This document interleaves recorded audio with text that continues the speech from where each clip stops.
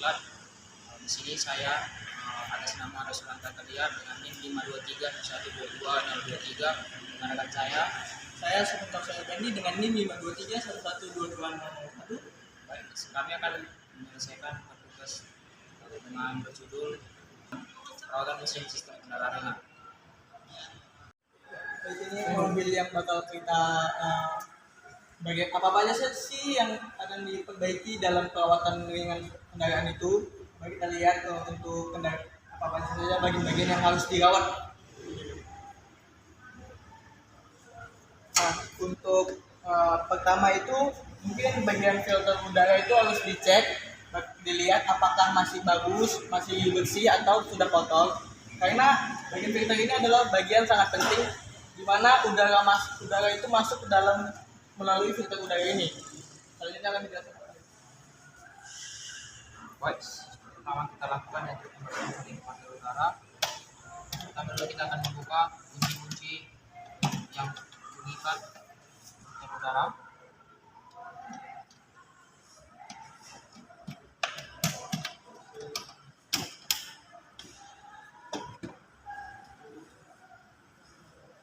Kita buka filter udaranya. Nah, ini filter udaranya. Cara pembersihannya cukup mudah, yaitu dengan menggunakan kita akan menyemprot menggunakan kompresor angin dengan arah bolak-balik untuk membersihkan udara untuk membersihkan kotoran yang ada di yang lengket pada baju udara. Setelah selesai kita membersihkan udara, kita akan pasang lagi.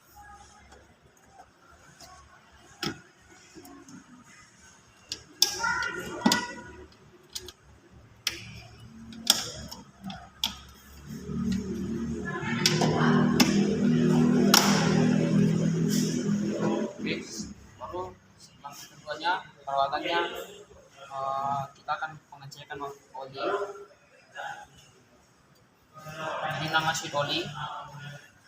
Kita buka sheet oli, kita tarik diameternya. Nah, sheet oli ini di sini adalah titik low dan ini full. Kalau oli berada di titik full berarti oli cukup, kalau low berarti oli perlu ditambah. Dan kita lihat juga olinya apakah terlalu hitam. Jika terlihat masih lumayan coklat berarti oli tersebut masih bagus, tidak perlu diganti. Jika kalau sudah hitam dan oli sudah masuk di dalam garis low atau kurang, maka oli kita akan tambah. Kita taruh lagi.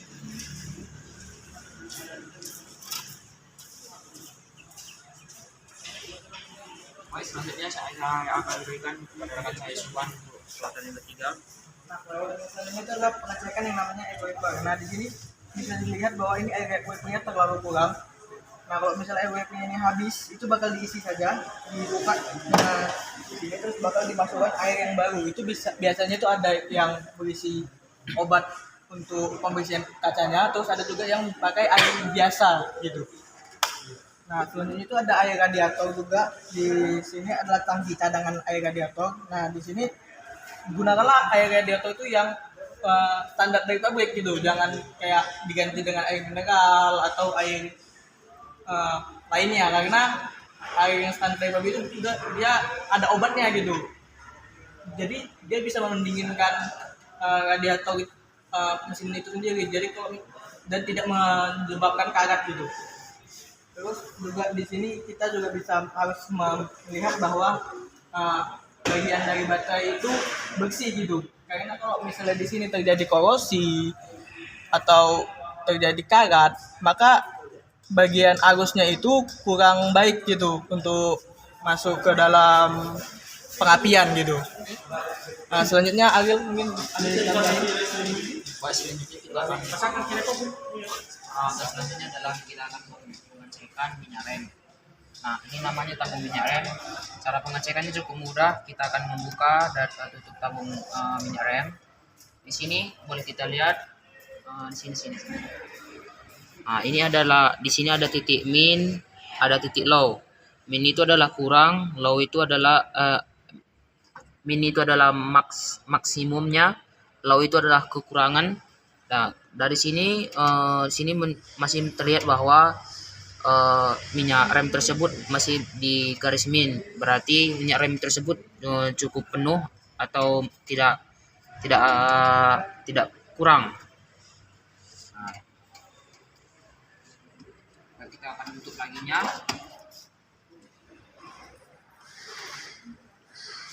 Langkah perawatan selanjutnya yaitu kita akan mengecek kabel-kabel yang ada di setiap sensor-sensor yang ada di sini. Sensor mulai dari sensor piston, sensor crankshaft, sensor TPS-nya. Baik, kita mencek kabel-kabelnya, apakah kabel-kabel yang ada di setiap sensor ini ada atau luka atau terkelupas atau tergigit tikus. Kita cek dulu apakah ada. Nah, kalau di sini di kabel setiap sensor ini tidak ada luka atau tergigit tikus, berarti kabel tersebut masih dibilang baik.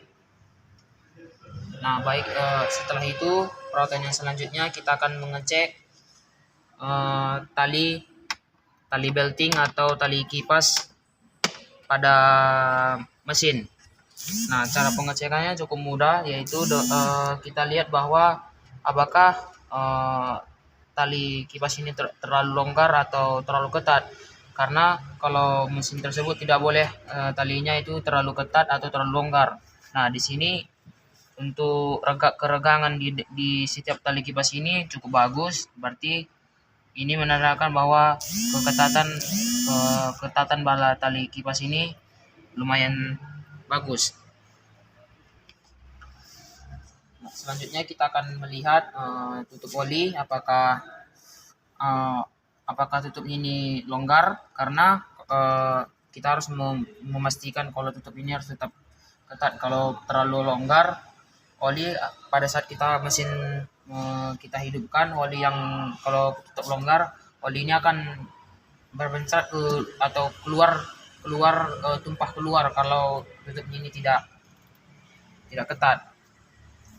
Nah, baik sobat otomotif, di sini kita akan mulai perawatan berkala sistem kendaraan ringan pada mobil. Nah, di sini sudah tersedia satu unit mobil Avanza yang akan kita lakukan sebagai servis perawatan ringan. Nah, baik, langsung saja kita akan mulai step pertama, yaitu membuka kancing filter udara. Kita akan membuka kancing rumah filter udara. Nah, setelah kancing filter rumah udara sudah terbuka, kita akan melihat ada di filter udara yang ada di dalam. Filter udara tersebut kita akan keluarkan untuk melakukan pelaksanaan pembersihan. Nah, setelah filter udara sudah keluar, kita akan menyemprotnya menggunakan angin kompresor. Untuk penyemprotan dengan menggunakan arah bolak-balik untuk mengeluarkan kotoran-kotoran yang lengket di dalam filter udara tersebut. Nah, setelah filter udara sudah bersih, kita buat menyisihkan tempat untuk yang kita bersihkan. Nah, baik, setelah filter udara sudah bersih, kita ambil kunci sok 10 untuk mengeluarkan rumah filter udara yang lengket. Langkah selanjutnya kita akan pembersihan busi yang ada di dalam kepala silinder. Nah, jadi di sini banyak soket yang menghalang untuk kita melepaskan rumah filter udara. Selanjutnya kita akan melepas setiap soket-soket yang mengikat filter rumah udara. Nah, setelah rumah filter udara kita keluarkan, baru sini kita akan melihat ada 4 koil yang ada di kepala silinder. Nah, kita akan membuka baut 10 yang pengikat setiap koil supaya agar kita bisa melihat busi yang ada di dalamnya.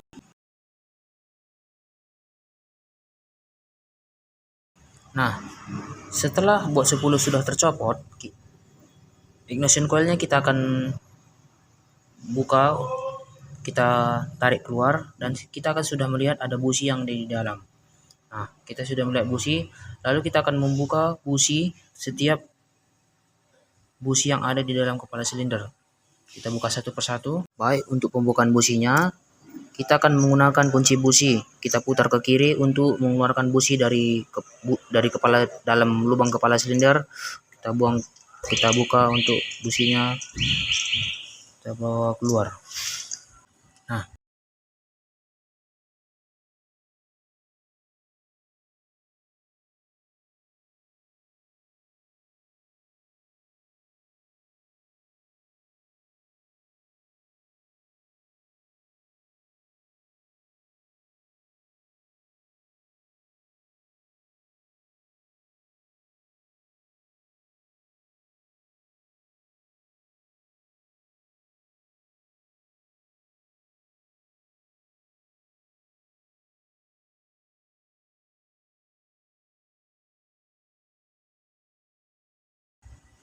kita akan selangkah selanjutnya kita akan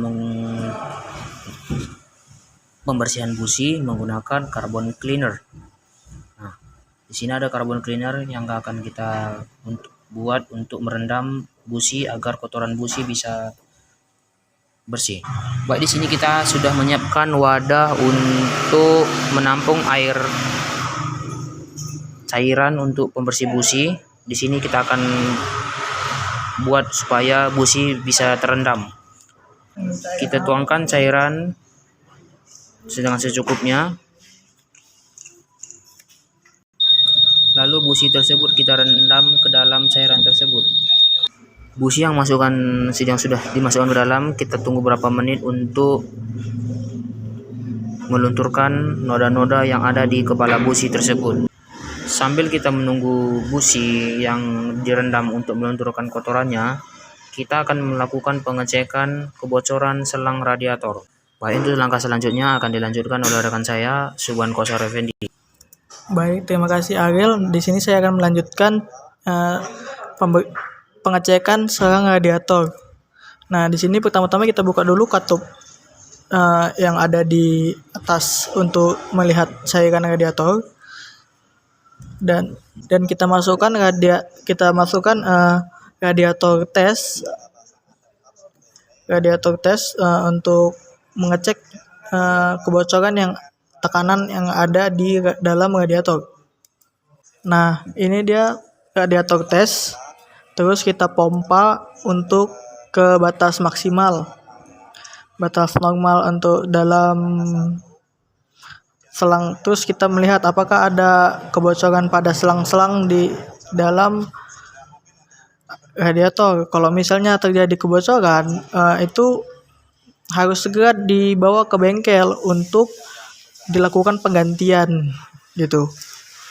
Tapi jika tidak ada kebocoran, maka akan dilanjutkan ke proses selanjutnya, yaitu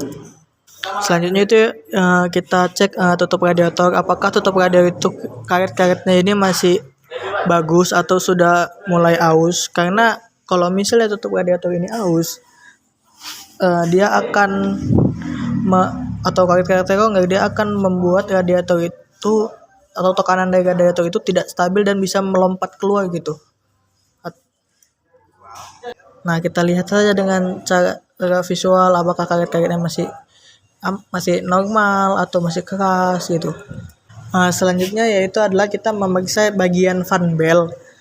Apakah fan beltnya ini ada retak-retak atau sudah tidak layak dipakai. Karena fan belt ini kalau misalnya dia terjadi retak-retak, dia harus diganti. Karena fan belt ini sangat penting di dalam komponen mesin itu sendiri. Karena dia menghubungkan antara puli dari mesin ke AC.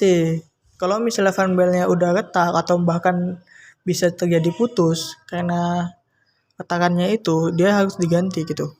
Dan kita juga harus mengetahui apakah fan belt ini memiliki rentang depresi yang aman. Karena jika tidak, maka dia bakal terlalu melar atau mungkin terlalu ketat gitu. Fan belt tidak boleh terlalu ketat karena bisa saja membuat fan belt itu menjadi putus. Uh, Ketegangan fan belt itu sendiri ialah sekitar 10 mili gitu. Nah, selanjutnya yaitu adalah kita bakal mengecek baterai seperti yang mungkin sudah di. Nah, di sini kita bakal mengecek yang namanya baterai. Dengan di sini kita lihat tuh kondisi fisiknya dulu, apakah baterai itu masih dalam kondisi bagus, bagian karet-karet apanya, bagian positif negatifnya bagus terus. Nah, selanjutnya itu kita bisa melihat bahwa pengecekan air aki, karena ini baterainya itu menggunakan baterai basah gitu, jadi kita ada air aki atau air baterai. Nah, kita lihat apakah dia masih ada di upper garis upper atau garis maksimalnya. Kalau misalnya dia kurang dari garis maksimalnya, misalnya berada di garis low, nah itu mungkin harus ditambah air baterainya karena sudah tidak sesuai dengan yang ada gitu. Dan ditambahnya dengan air elektrolit atau air hujan biasa yang tidak terkena apapun gitu. Nah, periksa juga bagian bodi dari baterai itu sendiri ya. Kalau misalnya ada tanda-tanda menggembung, nah itu artinya baterai itu sudah termasuk lemah gitu. Jadi harus diganti. Sudah kita kalau sudah kita tambah air akinya, karena ini juga air baterainya sedikit kurang, maka kita tambah. Sudah kita tambah, kita tutup kembali, tutup yang ada di baterai itu sendiri supaya airnya itu tidak keluar gitu.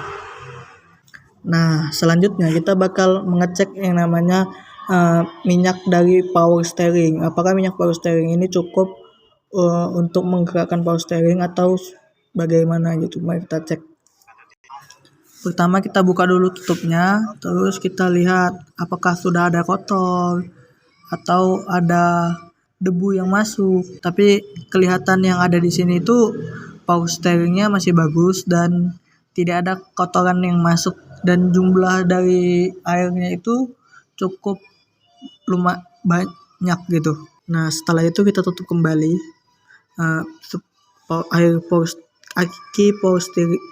minyak power steeringnya. Nah, ini busi tadi yang sudah direndam oleh cairan pembersihnya. Bisa dilihat bahwa businya tadi sudah bersih gitu. Dan airnya tadi tuh yang awalnya putih, yang awalnya kayak air putih gitu, dia berubah menjadi kotor, yang artinya itu adalah kotoran-kotoran dari busi itu sendiri. Nah, setelah kita rendam tadi, kita keringkan businya tadi supaya tidak ada air yang menempel gitu atau kotoran-kotoran yang menempel di businya. Jadi kita semprot dengan udara bertekanan, kita keringkan businya ini menggunakan udara bertekanan dari kompresor. Nah, setelah dibersihkan, mari kita cek celah businya itu sendiri, apakah celah businya sini sudah terlalu longgar atau terlalu rapat karena pemakaian gitu.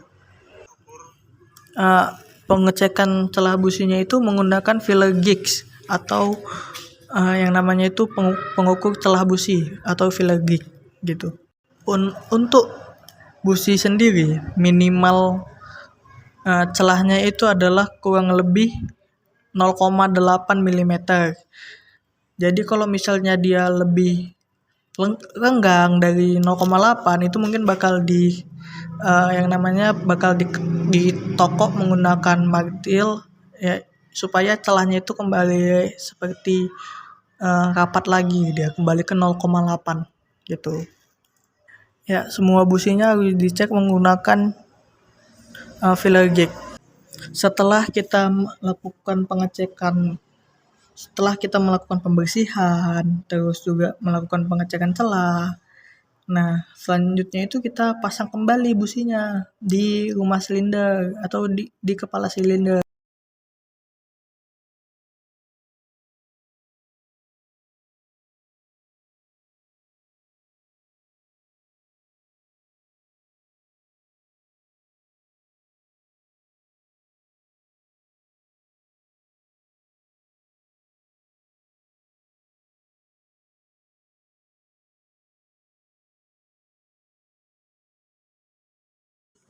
tutup filter udara ini terkunci dengan rapat dengan menggunakan klik-klik yang ada itu terpasang semua gitu, jangan ada yang ketinggal, karena kalau terjadi ada yang ketinggal bisa terjadi kotoran yang ada di udara itu masuk ke mesin gitu. Baik, mungkin segitu saja penjelasan dari saya. Langkah selanjutnya bakal dibawakan oleh Ariel. Kepada Ariel saya persilakan kembali. Baik, terima kasih pada saudara Suban. Di sini saya akan melanjutkan. Langkah selanjutnya adalah penyekenan ECU. Untuk menyeken agar ECU kita kembalikan ke posisi normal. Pertama kita akan hubungkan konektor ABD ke alat scan OBD. Posisi kabel ada di bawah pedal kaki supir. Di situ kita lihat bahwa ada soket untuk yang bisa kita hubungkan ke mesin scan. Setelah soket tersebut sudah menyatu antara mesin scan dengan soket ECU, kita akan menghidupkan mesin scan. Setelah mesin scan hidup, pertama dulu kita akan pengecekan throttle body. Kita melihat bahwa apakah throttle body ada permasalahan atau tidak. Baik, di sini itu saja untuk perawatan sistem kendaraan ringan untuk mobil. Nah, sekian video yang kami berikan, kurang lebihnya kami mohon maaf. Sekian, saya akhiri.